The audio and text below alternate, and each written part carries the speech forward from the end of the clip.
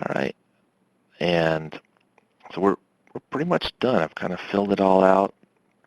If you want to share your BioSketch, you can click this link to share it. We give you a little URL once it's shared that you can share with, that send out to other people, and they can come and view what you have. You can also download it as a PDF. I'm going to click here. Makes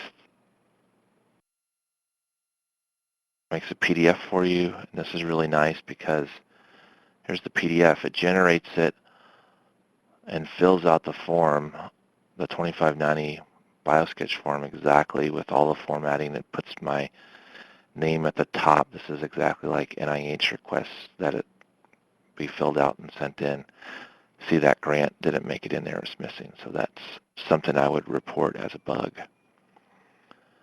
That's great. So, Excellent. yeah, so this is ready to be used to fill out a real BioSketch, to print it out as a paper form and submit it with your application. Ready to go. So hopefully that's pretty straightforward. Let us know if things work well for you. That make sure if you encounter any odd behavior that you notify us. And let me, at this point, go ahead and switch over. I'm going to switch over to a different account to show you what it looks like when you have an ERA Commons account linked to it. I have a different browser window here linked to a profile that has an ERA Commons ID.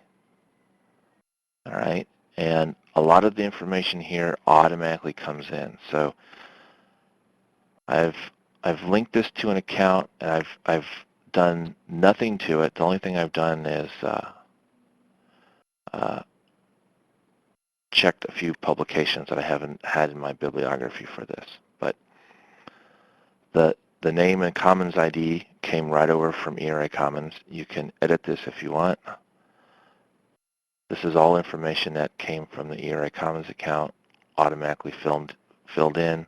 I can change any of this information as I wish. The degrees came in. These first three items came in from the ERA Commons profile. And of course I can edit this in any way that I want. It came over from ERA Commons, and this was in all caps. Maybe I don't like that. I can change that. I'll go ahead and save it like that. There we go. Fixed it for me. Personal statement. Fortunately, you have to write that yourself. You can't get that for free. Positions and honors. I can add those. Peer-reviewed publications. These are the items that I have in the bibliography for this account. This one shows a large bibliography. I had many, almost a couple hundred citations that are in here, and it works well. You can just go down, select all the items that you want to add to this BioSketch. All right, let me say that I'm done. So I picked 5 different ones. The research support, let's go in to edit these awards. This is showing what I was describing earlier. Now there's 2 tabs. ERA Commons, this is all coming from the ERA Commons profile, communicated directly over. This is Ron. One of the future requirements I know was functional requirements was to look at importing from other sources such as Vivo. Will that be similar to the ERA Commons import? That's right. And once we add on other items such as Vivo or NSF, once we start getting data for them, you'll have tabs so that you can pick and choose from all those different data streams that come in. There's a user grant that I've added. This is a manual one from American Heart Association. It wasn't, oh, look, I misspelled it too. Oh, no, I didn't. I got it right. But it was coming in. It wasn't coming in from any of my feeds, so I do have this user tab where I can add in grants. I click done. It automatically sorts. It can tell by the end date if it's ongoing or completed. So all the ones that are completed are down here. All the ones that are ongoing are sorted to the top. In this system here, it turns out that the user grant was actually working. And I can create a PDF, just like I did for the other BioSketch.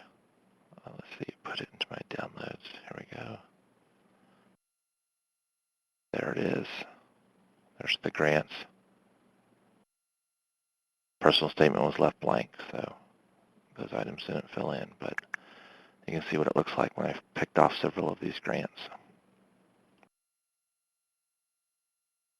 This particular profile had quite a few grants coming from ERA Commons broken out. So you can go in, pick off the ones that you want to add, that you want to display for this application. See, I picked one that was current and one that was expired. And you can see that it automatically sorts them according to the end date.